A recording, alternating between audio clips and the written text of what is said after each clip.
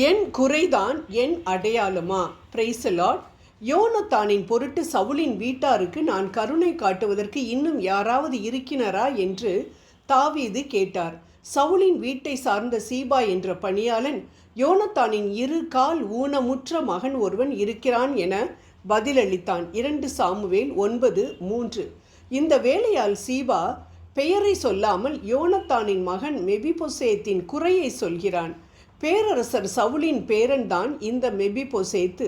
Schawlow அல்லது யோனத்தானோ உயிரோடு இருந்தால் இவனின் பெயரை சொல்லாமல் குறையை சொல்லியிருந்திருப்பானா?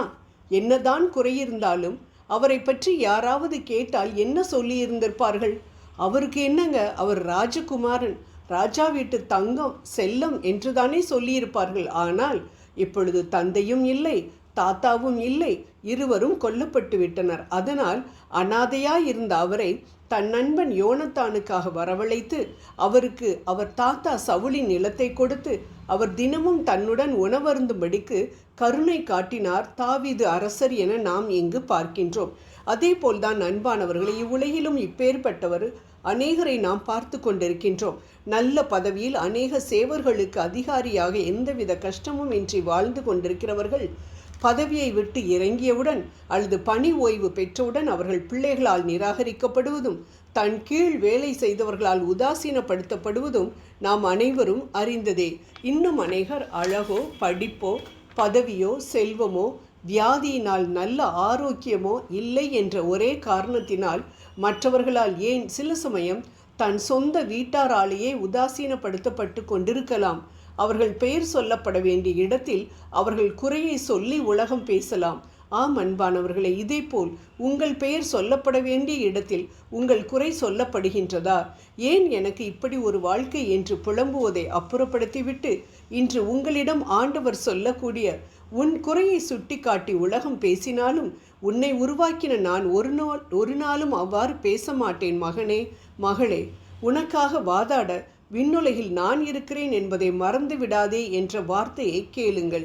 யோவான் 9:8 இயேசுவின் தொடுதலினால் பார்வையடைந்த பிறவி குருடர் ஒருவரை கண்ட மக்கள் சொன்ன வார்த்தை, இங்கே அமர்ந்து பிச்சை எடுத்து கொண்டிருந்தவர் இவர்தானே? ஏன் இவருக்கு என்று, இவரை ஆதரிப்பதற்கு என்று யாருமே இல்லை.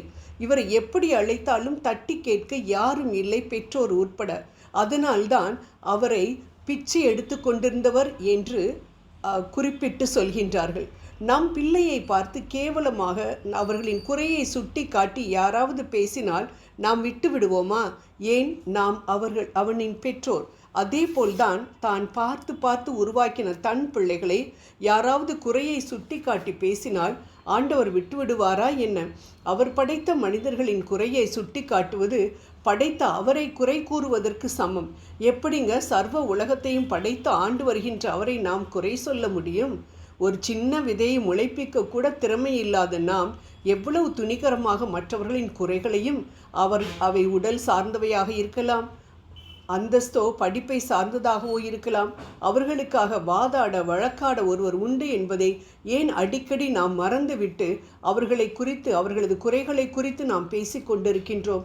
ஆம் அன்பானவர்களே, நாம் எவ்வளவுக்கு ஒதுக்கப்படுகின்றோமோ அவ்வளவு தேவனால் மகிமைப்படுத்தப்படுவோம் என்பதை ஒரு காலும் மறக்கக்கூடாது. சிறியவனை புழுதியிலிருந்து தூக்கி விடுகிறவர். திருப்பாடல் 113:7. எளியோரின் விருப்பத்தை நிறைவேற்றுகிறவர், அவர்களுக்கு செவி சாய்க்கின்றவர். திருப்பாடல் 10:17. எளியவர்களின் வழக்கை விசாரிக்கிறவர். திருப்பாடல் 140:12. அவர்களை வலியோரின் கையினின்றும் கொள்ளையடிப்போர் கையினின்றும் விடுவிப்பவர். திருப்பாடல் 35:10 என்ற பெயர் கொண்ட நம் ஆண்டவர் உங்கள் குறைகளால் ஒடுக்கப்படுகின்ற உங்களுக்கு நீதியையும் நியாயத்தையும் செய்கிறவராய் இருக்கிறார். திருப்பாடல் 103:6 என்பதை மட்டும் நினைவில் கொள்வோம். ஜெபம் செய்வோம். குறைவுகளை நிறைவாக்கும் எங்கள் அன்பு தகப்பனே, எங்களது குறைகள் என்னவென்பது உமக்கு நன்றாகவே தெரியும் அப்பா. அதனால் நான் படும் வேதனையையும் நீர் அறிவீர். வெகு சீக்கிரத்தில் அதிசயம் செய்து, அற்புதம் செய்து எனது குறைகளை நீக்கப் போவதற்காக இப்பொழுதே நன்றி கூறுகின்றேன். ஆமேன்.